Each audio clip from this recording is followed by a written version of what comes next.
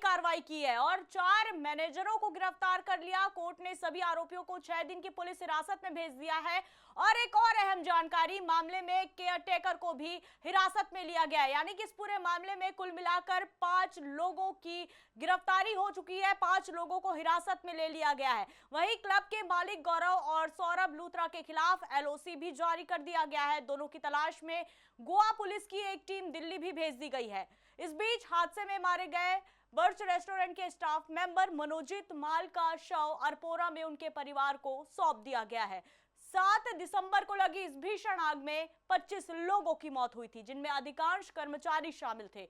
वहीं मुख्यमंत्री प्रमोद सावंत ने प्रेस कॉन्फ्रेंस में साफ तौर पर यह कह दिया कि दोषी कोई भी हो उसे बख्शा नहीं जाएगा, सभी जिम्मेदारों पर कड़ी कार्रवाई होगी। सरकार ने जांच रिपोर्ट एक हफ्ते में सौंपने के निर्देश भी दिए हैं। तो वहीं इधर क्लब मालिक सौरभ लूथरा ने सोशल मीडिया पर एक पोस्ट जारी किया है और साफ तौर पर मृतकों के प्रति संवेदना व्यक्त की और हर संभव मदद का आश्वासन दिया। लेकिन बड़ा सवाल यह है कि जब हादसे के वक्त चीख पुकार मची थी, एक के बाद एक शव बरामद हो रहे थे और पूरा देश दहल गया था, तब क्लब का यह मालिक कहां छिपा था? उनके क्लब में इतना बड़ा हादसा हो जाता है और उन्हें तुरंत घटना स्थल पर होना चाहिए, लेकिन वो घटना स्थल से नदारद था। आखिर क्यों वो उस रात क्लब में दिखाई नहीं दिया? क्यों उसने खुद को छिपाए रखा? तमाम तरह के सवाल उठ रहे हैं।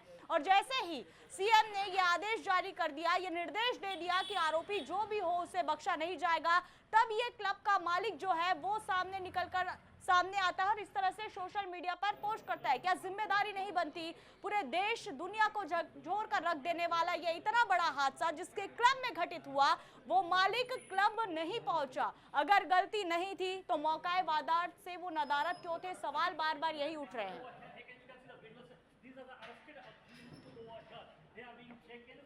और इस पूरे मामले पर सहयोगी विनायक हमारे साथ लाइव जुड़ रहे हैं, उनसे ज्यादा जानकारी लेंगे। विनायक, देखिए, ये सबसे बड़ा मामला और खास तौर पर इस लिहाज से भी क्योंकि आने वाले समय में ही यहाँ पर बड़ी संख्या में जो पर्यटक है वो यहाँ पर पहुंचते हैं। उस बीच एक ऐसा हादसा हो जाता है जो कहीं ना कहीं गोवा के लिए बिल्कुल स्वीकार योग्य नहीं है। अब इस पूरे मामले पर 5वीं गिरफ्तारी हो चुकी है, 5 आरोपियों को हिरासत में लिया गया है और अब सामने आ रहा है क्लब का मालिक। तो आखिर छुप कर क्यों बैठा था क्लब मालिक? सवाल यह भी है। क्या कुछ अपडेट इस पूरे मामले पर विनायक जी? तो वो क्लब क्लब मालिक जो है उनको ढूंढने की कोशिश जारी है। पुलिस की टीम जो है तो दिल्ली पहुंच गई है और वो उनको ढूंढने में लगी है। हालांकि उनका एक सोशल मीडिया पोस्ट भी हमें सुबह में दिखाई पड़ा कि उन्होंने दुर्घटना पे उन्होंने जो ट्वीट किया है वो पुलिस तो अपनी जानकारी करेगी। लेकिन और एक अपडेट मैं आपको यहाँ पे देना चाहता था। कल जब हादसा हुआ था, कल देर रात को सरकार ने ये भी कार्रवाई की है कि 3 अधिकारियों को सस्पेंड किया है। वो है कि पंचायत डायरेक्टर सिद्धि हरणकर जो है वो एक है, दूसरा रघुवीर बागकर जो उस वक्त जब इस क्लब को लाइसेंस दिया गया था तब वो सेक्रेटरी, पंचायत सेक्रेटरी थे। और एक ऑफिसर जो है शमीला मोंटेरियो, वो भी, इनको तीनों को सस्पेंशन ऑर्डर निकाला गया है। कल रात को इन पे भी इंक्वायरी भी की और इनको इंक्वायरी के लिए पुलिस स्टेशन में बुलाया गया है। अंजुना पुलिस में इनकी इंक्वायरी की जाएगी। ये भी एक अपडेट है। तो ये जो दुर्घटना घटी है इनमें अभी 5वीं गिरफ्तारी भी हुई है। उनको लाया जा रहा है दिल्ली से। और जो क्लब के ओनर्स कहे जा रहे हैं गौरव और सौरव लुथरा, उनकी ढूंढने में गोवा पुलिस जो है वो टीम वहां पे ढूंढ रही है। तो ढूंढने में इतनी मुश्किल तो होनी ही नहीं चाहिए विनायक जी। जब खुद सौरभ लूथरा का ये पोस्ट निकलकर सामने आता है तो पुलिस की पहुंच से कैसे दूर हो गया फिर सौरभ लूथरा? वो वही कोशिश कर रहा है कि जो उस पोस्ट जो ट्वीट किया है उनसे उसी उनके हम्म। ट्रैक रिकॉर्ड निकालने की कोशिश कर रहे हैं कि वहां की उसका लोकेशन मिल जाए या कहीं से खबर मिल जाए कि वो कहाँ पे है, कहाँ से उन्होंने ट्वीट किया है आके उनके। तो ही उनकी कोशिश जारी है। बहुत जल्द हम्म। वो दोनों भी पुलिस की हिरासत में होंगे, ऐसी जानकारी गोवा पुलिस से दी जा रही है। चलिए, सरपंच को भी कल पुलिस स्टेशन लेके गए थे अंजुना, बड़ी संख्या में स्थानीय लोग गए थे।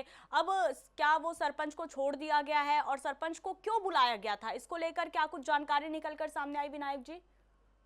सबसे पहले तो कल शाम को जब सरपंच को बुलाया गया था, वो 4 घंटे उनको बिठाया गया, उनसे पूछताछ की गई, हम्म। क्योंकि 2023 में हम्म। इस क्लब को लाइसेंस दिया गया था, और 2024 में उसको वो रिवोक करके उनको डिमोलिशन ऑर्डर निकाली गई थी। हम्म। तो उनसे पूछताछ की जा रही थी कि अगर डिमोलिशन ऑर्डर निकाला था या कोई भी स्टे ऑर्डर निकाला था, तो वो कार्रवाई क्यों नहीं की गई, उसके बाद भी हम्म। वो नाइट जो है नाइट क्लब वो क्यों चलता रहा, ये सारी जानकारी लेने के लिए उनको हिरासत में लिया था। हालांकि उनको हम्म। अरेस्ट नहीं किया था, डिटेन किया था सिर्फ।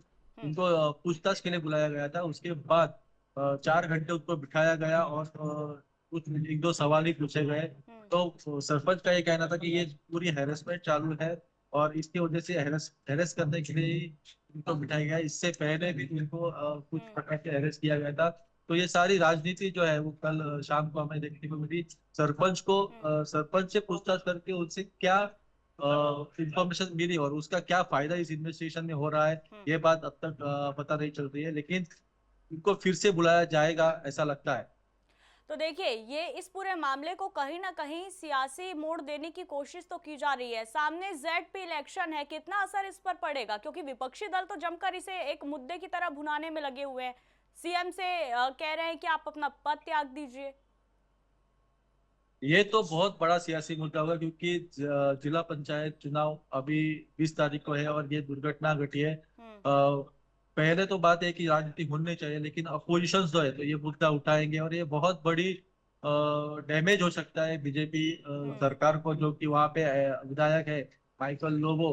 हम्म। उनको ये बहुत बड़ा डैमेज हो सकता है, क्योंकि हम्म। सरपंच ने खुद कल बयान दिया था। हम्म। वो खुद उस पार्टी के उन्होंने बोला कि मैं पार्टी छोड़ूंगा, हम्म। और जो कोई भी वो आम आदमी, कांग्रेस, आरजेडी, हम्म। बीजेपी छोड़ के किसी भी पार्टी को आने दीजिए, मैं ये देखूंगा कि यहाँ पे बीजेपी जीत के ना आए। ये खुला चैलेंज जो है वो बीजेपी को दिया है सरपंच ने। और अगर कल की हम तादाद देखे लोगों की, हम्म। सरपंच को जो सपोर्ट मिला था लोगों से वो देखे, तो हम्म। ये बहुत बड़ा मुद्दा इस सियासी में हो सकता है, और उसका खामियाजा जो है वो बीजेपी सरकार को भुगतना पड़ सकता है इलेक्शन में। चलिए, पूरे मामले पर नजर बनाकर रखिएगा विनायक जी। बहुत बड़ा मुद्दा है, आगे भी आपसे जानकारी लेते रहेंगे, लेकिन फिलहाल के लिए बहुत धन्यवाद।